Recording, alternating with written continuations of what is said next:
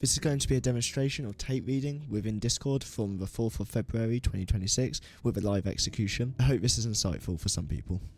So then I scan other timeframes to see potential PD arrays, so this down close candle. Then she look for a run higher on that. I really wouldn't like if we started a sell model here. So it could happen in terms of that and then that, but I would rather us do this. The S&T have them highs, yeah there is. I would still want NQ to trade up into there, despite S&T. Again, this is definition of high resistance or delivery. With new 1 minute candle. I can see how we respond at this low, this short term low. If we are bearish, I'd rather see a breakaway gap form at the higher end of a range. So it's a 1 minute fair value gap tap. You to see the speed away from it. So beneath these lows, you would want aggressive price delivery. If we're going to go lower, you don't want to sweep and come back into range. You want speed through, basically. The reason for that is we're trading into bearish fair value gaps. So if we're bearish, you want to see them traded through quickly, use this inversions, continue trading to sell side objectives. So for example, that fair value gap, you see how some of it gets left open. We fail to reach consequent encroachment of it. So if we draw a midpoint out of that. So now I would want this fair value gap to be being used as inversion already. So this will want to have premium sensitivity, for example, at consequent encroachment. And then once we get beneath it, you wouldn't want to see bodies candles closing above it once we close under it. It's just kind of something I'm monitoring. So again, you see how we use the quadrant.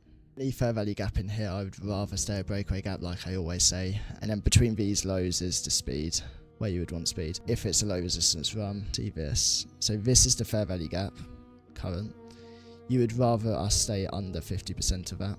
So I would want it to under this up close candle, and then that should become a bearish order block. If we're bearish, I don't like the fact we've closed above the opening price of this candle if we're in a low resistance run, but my model, every single up close candle that gets created in a sell side of a curve, once we close under it, we should use that as support to continue down. And then if we, again, I would want yellow through this range as well, through there. You want speed for any lows. I'll look at that picture in a second. I just want to say read this. So you can see how we stayed in the lower half of that fair value gap. You can see how the bodies respect midpoint of it, of the inversion fair value gap. So now I would want to see us stay under this up close candle. So there's the opening price traded to.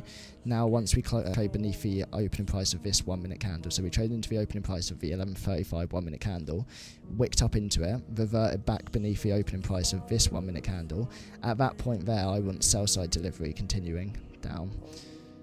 So that's the lower time frame. For example, that's the lower time frame market maker model. Open, high, cross the opening price. That's your manipulation. That's what I'm looking at that as, right? And that was a 1 second. That's kind of what you want to see.